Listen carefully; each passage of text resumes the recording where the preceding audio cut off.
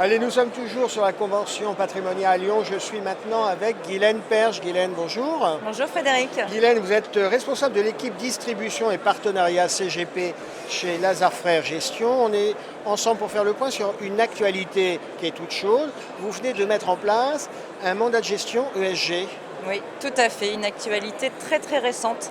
Alors, nous gérons des mandats de gestion pour nos partenaires CGP gestion diversifiée depuis assez longtemps. Ouais. Et nous venons de lancer ces mandats en version ESG, on va dire. D'accord. Alors, ESG, qu'est-ce que ça veut dire? On gère des mandats à partir de 500 000 euros. Donc à partir de 500 000 euros, c'est une architecture ouverte uniquement en OPC. Bon, vous anticipez ma question. Ah. C'était ça, est-ce qu'on est en architecture? Oui, on est en architecture ouverte. Tout à fait, on est en architecture ouverte parce que on travaille avec nos partenaires qui ont cet ADN d'architecture ouverte. Donc on a à peu près la moitié de fonds maison, on va dire, de fonds Lazare et la moitié de fonds externes. D'accord. Et dans cette offre ESG, du coup, ces fonds sont 100% labellisés ISR. Le mandat de gestion, quel est l'accueil des partenaires CGP? Alors il est très très bon avec une forte accélération depuis 2 ans de demande de mandat de gestion. Sans doute pour des raisons réglementaires en fait, où en fait là ils se positionnent en tant que sélectionneurs d'un gérant de mandat. Et donc ils ont toujours une adéquation entre le profil du client et le mandat et c'est notre responsabilité. Guylaine, au-delà de cette actualité un peu produit, j'aimerais qu'on fasse le point sur l'environnement. Chez Lazare Frères Gestion, comment vous appréhendez cette fin d'année? Parce qu'on parle de plus en plus d'inflation, on se dit que les taux vont remonter, ça peut être un peu déstabilisant en matière de gestion. Vous voyez ça comment?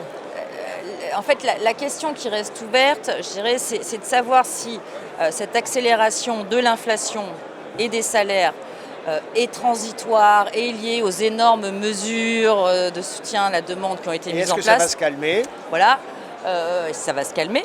Ou alors est-ce que c'est un phénomène qui est beaucoup plus durable, qui va s'installer et surtout sur les salaires et qui conduirait les banques centrales à avoir des politiques monétaires moins accommodantes que ce qui est anticipé aujourd'hui? Entre ces deux hypothèses, chez Lazare Frères Gestion, vous arrivez à vous faire une doctrine? C'est assez difficile aujourd'hui. Pour l'instant, on a du mal à faire une doctrine.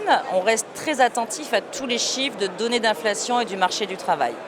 Mais ce qui est sûr, c'est que même si cette croissance reste très forte, on a une probabilité quand même croissante d'un scénario plus négatif aujourd'hui sur les marchés qui viendrait d'une croissance économique plus forte qu'attendue, qui engendrerait des tensions, notamment du marché du travail plus fortes qu'attendues, et qui contraindrait en fait les banques centrales à avoir une réaction. Alors cette réaction, elle est encore incertaine, mais c'est vrai que cette probabilité est plus importante aujourd'hui dans notre scénario.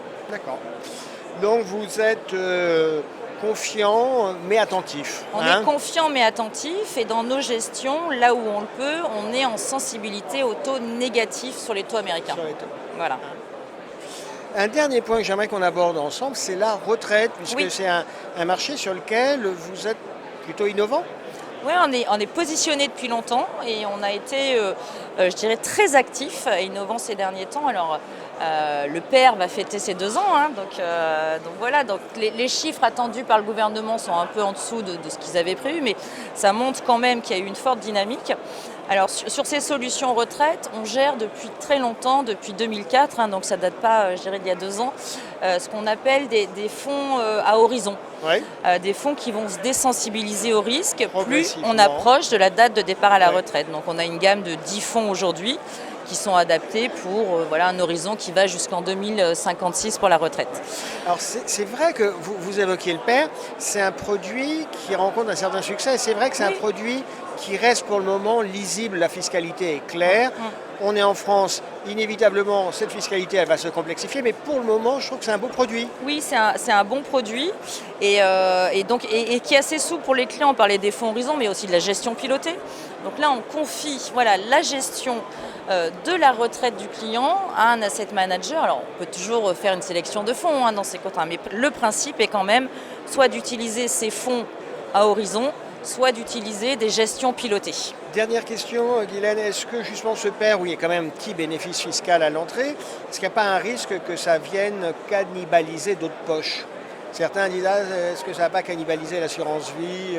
Ah bah non, les deux ont leur intérêt, mais je pense qu'il y avait vraiment besoin de faire quelque chose pour pousser la retraite des Français, hein.